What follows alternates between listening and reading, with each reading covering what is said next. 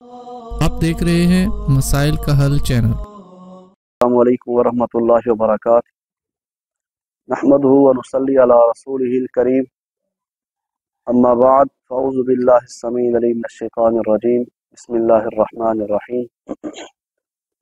تو اللہ فرماتے ہیں فمن کان منکم مریضا او علی سفر فعدۃ من ایام اخر، جو بندہ مریض ہے یا مسافر ہے اس کو چاہیے کہ وہ روزہ نہ رکھے، بعد میں جب رمضان گزر جائے اس کو وقت ملے تو وہ روزہ رکھ لے۔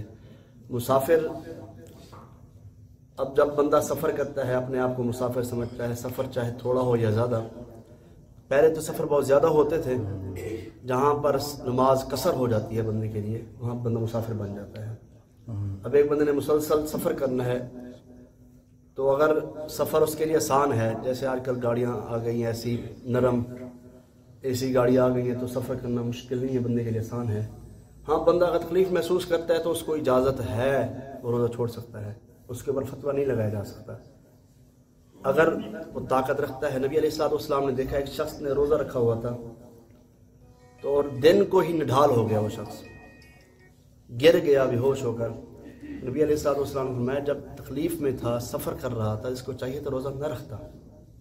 اب تکلیف بندے کی بڑھ جاتی ہے، جب بندہ سفر میں ہوتا ہے، پانی کی پیاس میں شدت سے لگتی ہے، تو بندے کو چاہیے، ایک دائمی ایک مریض ہے کہ بخار آیا اگلے دن اس کو ختم ہو گیا، ایک وہ مریض ہے دائم، جسے مستقل کا جو مریض ہوتا ہے جو روزہ رکھ ہی نہیں سکتا، اس کے بارے میں کیا حکم ہے؟ وَعَلَى الَّذِينَ يُطِيقُونَهُ فِدْيَةُ طَعَامِ مِسْكِينٍ، اسے چاہیے وہ فدیہ دے روزے کا، تو کسی روزے دار کا روزہ افطار کروائے، سحری افطاری کا اس کا اہتمام کرے۔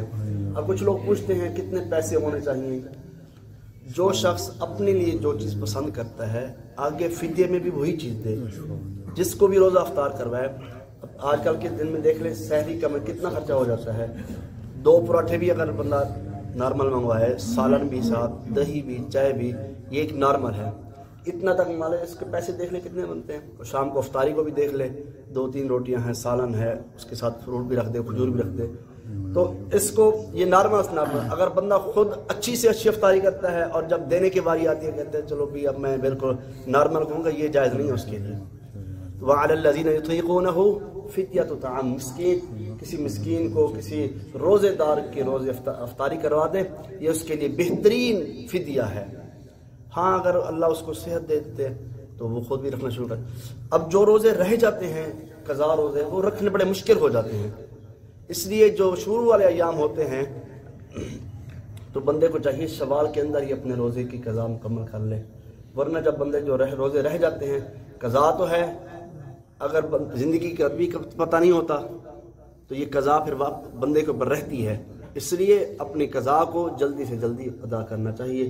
ہاں، جو عورتیں مخصوص ایام میں ہوتی ہیں، اب صبح روزہ رکھا ہے تو دن کو وہ مخصوص اس کا جو ایام شروع ہو گیا، یا افطاری سے 5 منٹ پہلے یا 10 منٹ پہلے، تو اس کا روزہ ختم ہو گیا ہے، اس کا روزہ ختم ہو گیا ہے، اس کی قضا بعد میں دے گی۔